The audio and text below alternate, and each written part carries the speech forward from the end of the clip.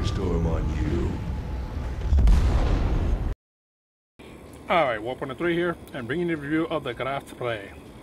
Now, as you can see, I'm getting into this match fairly good part of into it, because I just wanted to give you a good review of the match. So I'm going to be giving you two short clips, well, not short, two videos of matches in this ship. Okay, so the first thing I can tell you is that I already did an overlook of this before, an impression. And the only thing I can say is that the impression was spot on. I've had enough matches inside of it to have a genuinely great feel for the ship. So therefore, I know exactly what it can do. Okay. Now, as you can plainly see here, is for that way outnumbered. We have me and the Sims over here. And behind us is one other ship. But basically, we have 1, 2, 3, 4, 5, 6 ships over here. Torpedoes to starboard. Now, the thing about this ship is, torpedoes to starboard. Range. It fires basically, 3 rounds a minute. Essentially.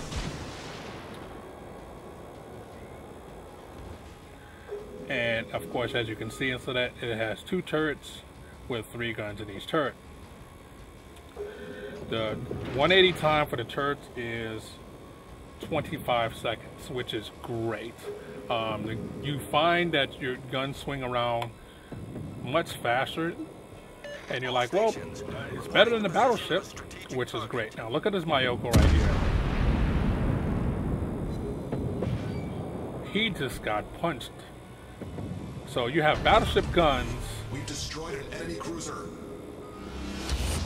Off to a great start. Now it has torpedoes. So, and the torpedo range is also great at 8.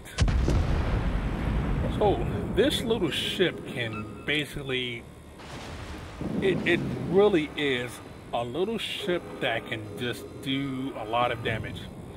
My thought of it is like this. It's mostly if I had to think of it, it would be a Defiant from Star Trek. Small little ship that can pack a serious punch. So I'm right here in the thick of it. I have a Sims coming at me right now.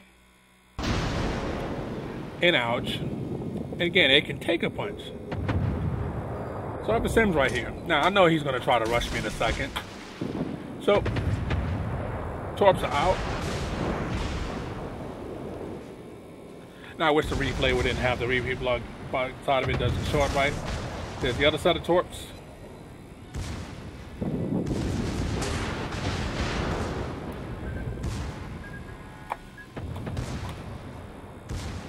So I got torps going that way.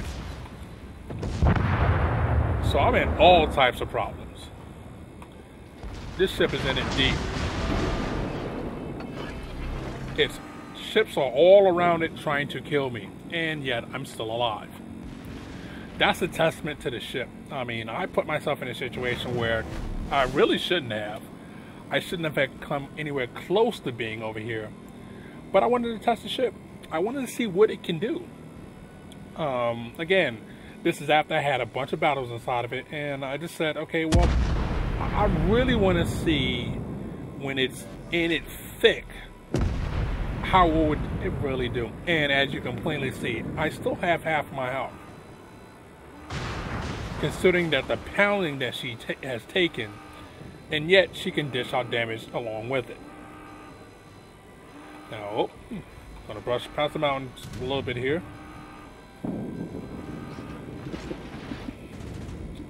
Now, she does have an AA. Her AAs are good. As you can see, her secondaries are still good. A lot of ships that have secondaries, I basically like, while they're there, that's basically all you can say. They don't hit anything, or they don't do any real damage. I found that the secondaries on this ship here will tear you up if you let them get in close enough into a knife fight. So, okay. I'm going to go up against this turrets right here.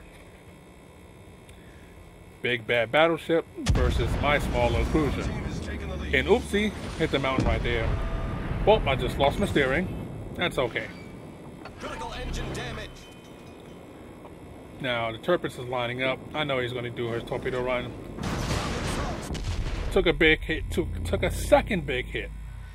And yet, just for me to get in close, my secondaries lighten him up. Hit him with my primary for 5,000. And Tirpitz, Ship is on fire. you're going to eat these. Ouch. He ate all those shots. Now, I died, but I did basically 72,000 in damage. Okay, now this was a win, but you can see what it can do in this situation here. Now, here comes the next clip. Alright, so this is clip number 2.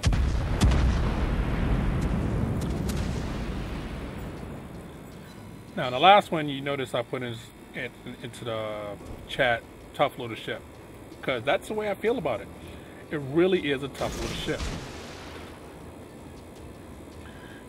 Now, of course, again, she is a cruiser. So you cannot forget that she's a cruiser. But, even though she's a cruiser, she does have some characteristics that, you know, are very, very good. If you angle her correctly, she will bounce a good number of shots for you.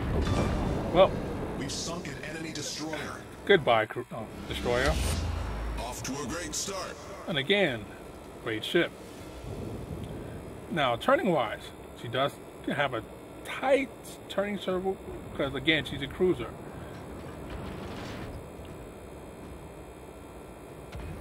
Which makes it great and not so great because you'll get into situations where you'll turn figuring, okay, well, it's going to turn real slow. I'm going to be able to, no, you'll literally run into an island that you didn't think was there because you actually turned into it too fast.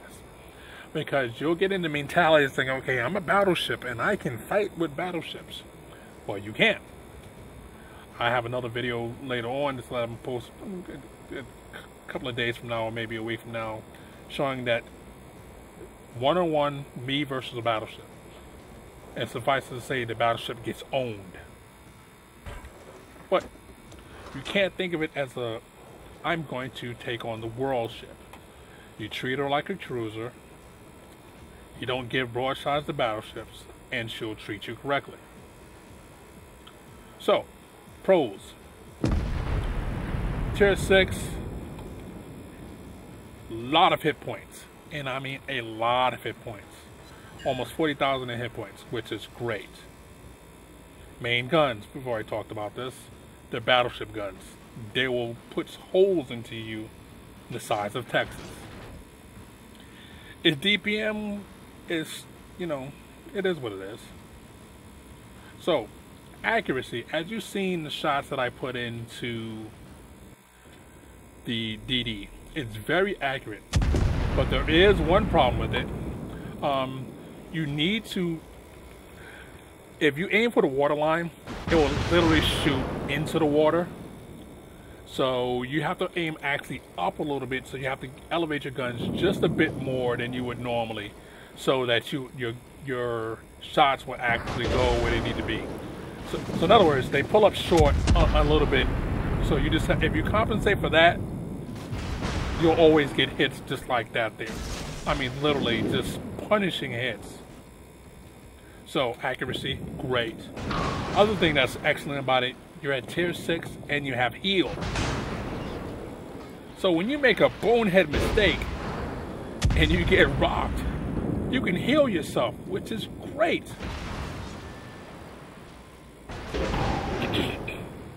Now, she does have AA protection, and her AA guns, I'm not going to say they're the best, but they actually are capable of shooting down planes. Where some ships that have AA, well, they couldn't shoot down anything. So AA is alright. Now, for a cruiser, she's, you know, a bit on the slow side, but that's okay. You have to be able to mitigate that easily. like, you know, keeping your distance when you need to. So, I've heard this term thrown around a bunch of different times as a pocket battleship. Yeah, that's literally, you know, what I would call her. Now, a lot of people say, well, I hate that term, pocket battleship. You may hate the term, but it is what it is. It's a pocket battleship. It can do what a battleship can do with a cruiser size. She can't take a severe punch, but if I was putting this up against a Mayoko, I would take this hands down.